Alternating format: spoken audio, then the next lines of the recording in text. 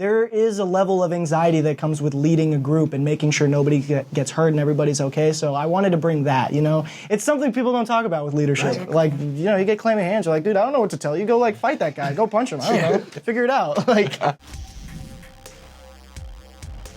Yo, this film, I grew up a Ninja Turtles fan, and this film feels fresh but nostalgic, and you guys bring a whole new energy to this franchise that I had never seen before, and it's quite amazing. Now, did you guys get a chance to record together? Because that's like a lost art with these big budget animation films now. So can you talk about if you guys had the chance to record together and how that vibe was? I think that we found out pretty early on that after our first ensemble session that was going to be the way that we were going to shoot this. And I mean, we were in the studio for majority of the entire 2 years of production all together with Seth and Jeff.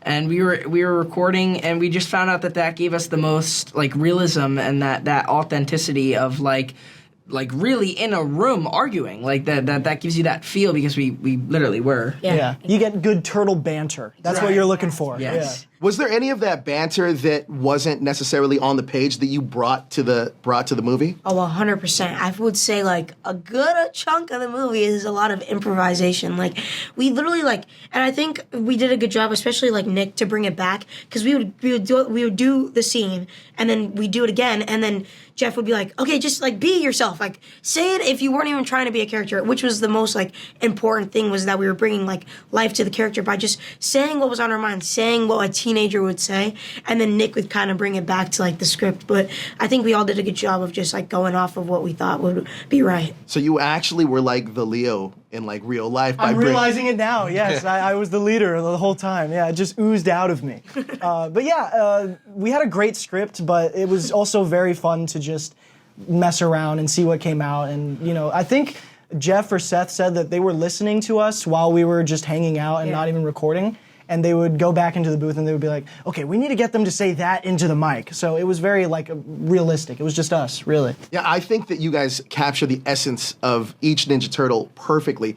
Can you talk to me about what you wanted to bring, with your own experience, to the Turtles? What you wanted to bring to the film that wasn't necessarily on the page? We'll start with you. Yeah, definitely. I just wanted to be different. Like, this the first time teenagers have voiced the Turtles, which was a big deal, you know, of the amazing 40-year franchise. I think just looking at the previous versions, like, you know, it's usually the Surfer do voice. Right. So, you know, the previous version, The Rise of the Teenage Mutant Ninja Turtles, you know, I looked at Brandon Michael Smith's Michelangelo, and he didn't do the turtle voice, so that's kind of like what I pulled off of and wanted to bring just my modern day energy to Mikey. I definitely wanted to go in to Raph with sort of a different approach that I've seen from the other Raphaels. I mean, sometimes it's hard for characters to relate to Raph just because he's so angry all the time. Right. And even for me personally, I'm like, God, stop yelling like all the time. And I'm like hearing him in when I see him in other pictures and I mean, just to go in there and just be like, I'm trying to make this a little funnier now and make this character a little more likable, give him some heart.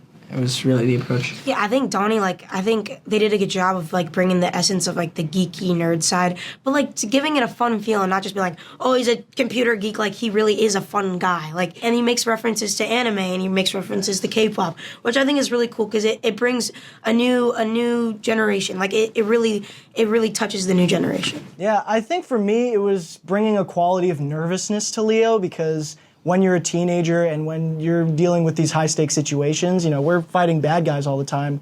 There is a level of anxiety that comes with leading a group and making sure nobody gets hurt and everybody's okay. So I wanted to bring that, you know. It's something people don't talk about with leadership. Right. Like, you know, you get clammy hands. You're like, dude, I don't know what to tell you. Go, like, fight that guy. Go punch him. I don't know. Figure it out. Like, It's so crazy. The banter that you guys have, you have that Ninja Turtle energy. You guys are amazing.